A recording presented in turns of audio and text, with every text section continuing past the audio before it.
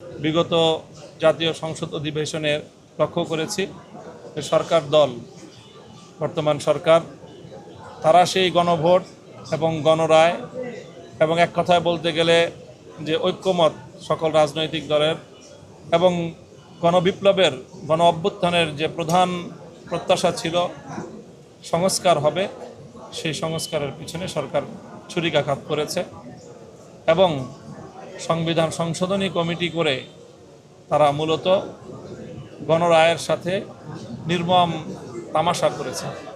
এটাকে আমরা ঘৃণা করে প্রত্যাখ্যান করেছি এবং আমরা প্রত্যয় অঙ্গীকার ব্যক্ত করছি যে আমরা ১.৫ সহস্রের মতো শহীদ, ৩০ সহস্রাধিক যুদ্ধাহত জুলাই যোদ্ধা, অগণিত রক্ত, জীবন, বহু ত্যাগ এবং চোখের অশ্রুর বিনিময়ে অর্জিত জুলাই বিপ্লবের যে আকাঙ্ক্ষা, সেটা বাস্তবায়ন করেই ছাড়ব ইনশাল্লাহ।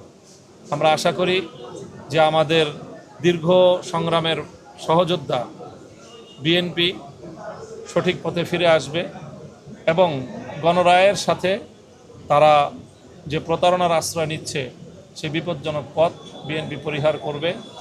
বাংলাদেশের মানুষের ইতিহাস হলো 1971 সালের গণমানুষের ম্যান্ডেটকে উপেক্ষা করায় এবং সেই ম্যান্ডেটের প্রতি বৃদ্ধাঙ্গুলি প্রদর্শন করায় পশ্চিম পাকিস্তানি স্বৈরাচারদের বিরুদ্ধে বাংলাদেশের মানুষ মহান মুক্তিযুদ্ধে ঝাঁপিয়ে পড়েছিল এবং দেশকে স্বাধীন করেছিল। এবং 2014 সাল থেকে 24 সাল পর্যন্ত গণমানুষের রায়কে নিয়ে ছিনিমিনি খেলার অপরাধে শেখ হাসিনাকে বাংলাদেশের মানুষ ইতিহাসে নির্মম শাস্তি দিয়েছে, দেশ থেকে বিতাড়িত করেছে।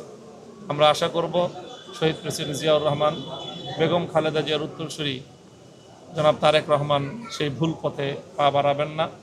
তিনি কোনোভাবেই শেখ হাসিনাকে অনুসরণ করবেন না, বরং তিনি বেগম জিয়া এবং শহীদ জিয়ার পথ অনুসরণ করে বাংলাদেশের মানুষের সিদ্ধান্তকে তিনি সম্মান জানাবেন, শ্রদ্ধা জানাবেন এবং সংবিধান সংস্কার করার পথে অগ্রসর হবেন। তিনি যদি চলমান এই পথ থেকে ফিরে না আসেন, তাহলে আমরাও আমাদের প্রত্যয় ঘোষণা করছি যে আমরা যে কোনো মূল্যে আমরা সংবিধান সংস্কার থেকে ফিরে যাওয়ার এই সিদ্ধান্তকে যে কোনো মূল্যে আমরা রুখে দাঁড়াবো।